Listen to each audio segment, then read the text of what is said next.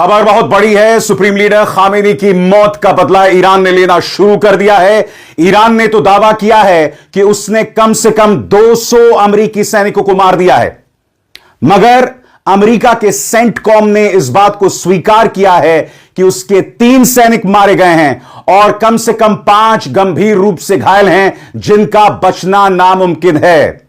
मगर एक और खबर जो अमेरिका और खाड़ी में उसके तमाम सहयोगियों के लिए एक बुरी खबर के तौर पर आ रही है कि उसके इंटरसेप्टर्स खत्म हो रहे हैं। क्या है इंटरसेप्टर्स? आपको समझना पड़ेगा दोस्तों कि इस वक्त ईरान के पास हजारों मिसाइलों का जखीरा है। समानांतर तौर पर चीन इनडायरेक्टली उसकी मदद कर रहा है और उन मिसाइलों से बचने के लिए अमेरिका और खाड़ी देश में उसके सहयोगियों को जरूरत है इंटरसेप्टर्स की, ब्लॉकर्स की, यानी कि मिसाइल आए और उससे बचा जा सके। हर गुजरते लम्हे के साथ वो मिसाइल इंटरसेप्टर्स खत्म हो रहे हैं। खबरें यह भी आ रही हैं कि डोनाल्ड ट्रंप युद्ध विराम चाहते हैं, क्योंकि डोनाल्ड ट्रंप ने नहीं समझा था या उन्हें इस बात का आभास नहीं था कि ईरान घुटने नहीं टेकेगा। उसे लग रहा था कि खामेनी की मौत के बाद ईरान कमजोर पड़ जाएगा, मगर जैसा कि मैं इस कार्यक्रम में आपको बतलाने वाला हूं, ईरान हर गुजरते लम्हे के साथ उग्र होता जा रहा है, क्योंकि उसके लिए यह अस्तित्व की लड़ाई है। हो सकता है कि आखिरकार ईरान को इन बड़ी ताकतों के सामने हार का सामना करना पड़े, मगर वो घुटने नहीं टेकने वाला है। उसने कहीं ना कहीं शहादत की राह थाम ली है और वो पीछे नहीं हट रहा है। मगर आपको समझना पड़ेगा कि इस वक्त क्या खबरें आ रही। दोस्तों गौर फरमाएं, क्योंकि युद्ध चल रहा है। इस वक्त कई किस्म की फेक न्यूज जो है वो चल रही हैं। आर्टिफिशियल इंटेलिजेंस के जरिए कई एजेंसीज गलत जानकारी पेश कर रहे हैं, गलत वीडियोस पेश कर रहे हैं। लिहाजा आपको मेरी चुनौती और मेरी जिम्मेदारी समझनी पड़ेगी, क्योंकि मेरी जिम्मेदारी है आप तक सच्ची खबर लाना।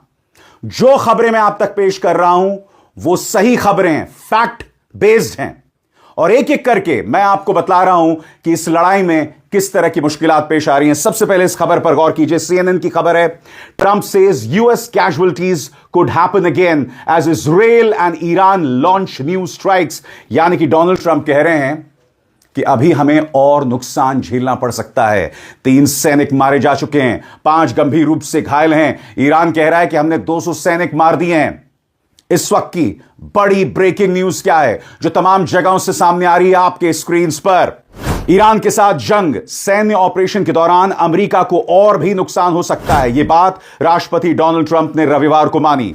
अमेरिकी सेना के मुताबिक अब तक 3 अमेरिकी सैनिक मारे जा चुके हैं। ट्रंप ने एक वीडियो जारी करके अभियान के पैमाने को दिखाया और हमलों के पीछे अपनी वजहों पर नई जानकारी दी। मगर आपको गौर करना पड़ेगा दोस्तों इस फैक्ट पर, जो बहुत जरूरी हो जाता है आपके स्क्रीन पर। अमेरिकी सेंट्रल कमांड ने पहले ऑपरेशन एपिक फ्यूरी यानी ईरान के खिलाफ चल रही रेजीम चेंज जंग के तहत हुई मौतों की पुष्टि की थी, लेकिन जगह का खुलासा नहीं किया। सीएनएन को एक सूत्र ने बताया है कि पेंटागन इस बात की जांच कर रहा है कि आखिर ईरान का ड्रोन बेस की एयर डिफेंस को कैसे भेद कर अंदर पहुंच गया। क्या कहा कुछ देर पहले मैंने आपको? अमेरिका और उसके सहयोगियों के इंटरसेप्टर्स खत्म हो रहे हैं। अब सेंटकॉम ने इस बात के जांच के आदेश दे दिए कि एक ईरानी मिसाइल आखिर उसके बेस में कैसे पहुंचा। आगे अनिश्चित भविष्य। शनिवार को अमेरिका इस्राएल के संयुक्त हमले में सुप्रीम लीडर अली खामेनी के मारे जाने के बाद ईरान एक बड़े ऐतिहासिक मोड़ से गुजर रहा है। तेहरान ने एक ट्रांजिशनल काउंसिल बना दी है और संकेत दिया है कि नया सुप्रीम लीडर जल्द चुना जाएगा। वैश्विक असर।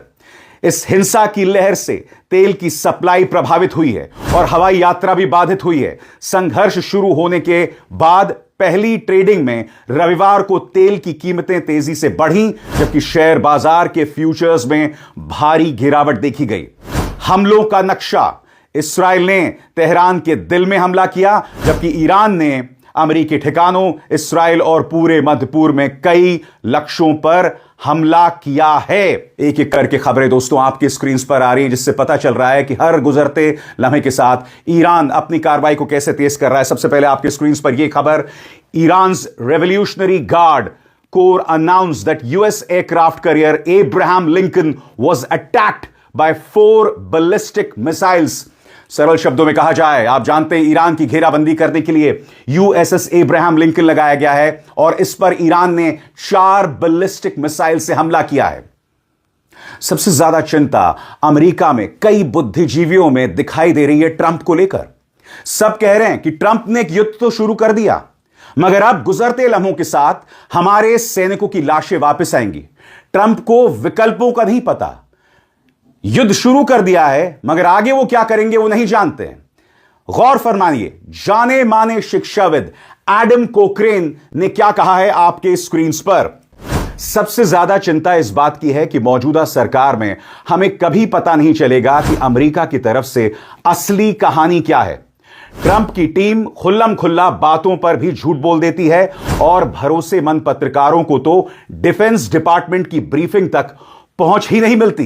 इसलिए हमें अपने सैनिकों के बारे में सच जानने के लिए ओपन सोर्स इंटेलिजेंस और इंटरनेशनल मीडिया रिपोर्ट्स पर निर्भर रहना पड़ेगा। सरल शब्दों में, ट्रंप मौतों के आंकड़ों को छुपा सकते हैं, यह खुद अमेरिकी कह रहे हैं।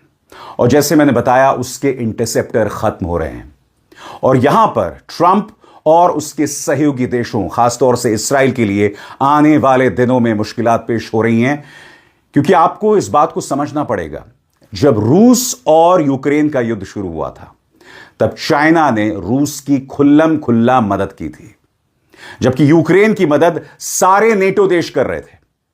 दूसरी बात, आप जानते हैं कि ईरान के साथ रूस और चाइना का सहयोग है, लिहाजा इस बात से इनकार नहीं किया जा सकता कि चाइना लगातार ईरान को मदद भेजेगा। मगर अब जो मैं आपको खबर दिखाने वाला हूं, इस पर गौर कीजिएगा दोस्तों, आपकी स्क्रीन पर। अमेरिका, इस्राइल और खाड़ी के अरब देशों की ईरान के जवाबी हमलों को झेलने की क्षमता इस बात पर निर्भर करेगी कि उनके पास कितने मिसाइल इंटरसेप्टर बचे हैं। और पिछले साल इस्लामिक रिपब्लिक के साथ हुई भारी लड़ाई के बाद उनके स्टॉक के खतरनाक रूप से कम होने की पूरी संभावना है। मैं आपका ध्यान खींचना चाहूंगा ब्लूमबर्ग की इस खबर की तरफ, जो कहती है, do gulf allies have enough interceptors to defend their ports and cities? सरल शब्दों में, क्या आपको अपने बंदरगाहों और अपने शहरों की सुरक्षा के लिए मिसाइल इंटरसेप्टर हैं भारी तादाद में? और ब्लूमबर्ग की खबर क्या कहती है अपने रिपोर्ट में, इसके एक एक शब्द पर गौर कीजिएगा दोस्तों। मैंने क्या कहा कुछ देर पहले, इस मंच पर सिर्फ फैक्ट्स, जो तथ्य हैं, मैं आपके सामने पेश कर रहा हूं। दूसरे पत्रकारों की तरह मैं ये नहीं कह रहा हूं कि ईरान पूरी तरह से अमेरिका को तबाह कर देगा, मैं ऐसा कुछ नहीं कह रहा हूं। मैं आपके सामने सिर्फ फैक्ट्स पेश कर रहा हूं। जैसे मैंने कहा, ईरान का मुकाबला बड़ी ताकतों के साथ है। हो सकता है तमाम खाड़ी देश अमेरिका का साथ दें, और यहां पर भी उनका दोगलापन साफ तौर पर दिख रहा है, जिसकी चर्चा मैं आगे जाकर करूंगा।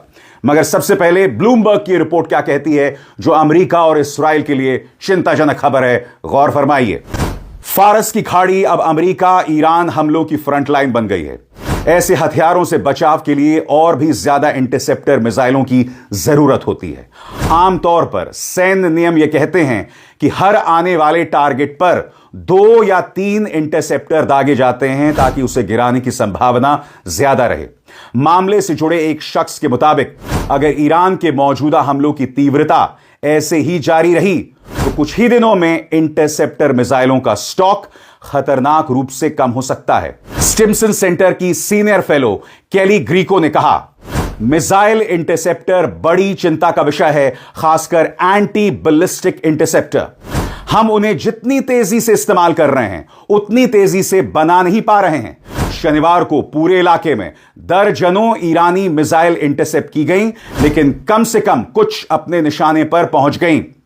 अगर ईरान के पास मिसाइलें ज्यादा हैं और टारगेट्स के पास इंटरसेप्टर कम, तो आगे चल के मुश्किलात पेश आएंगी।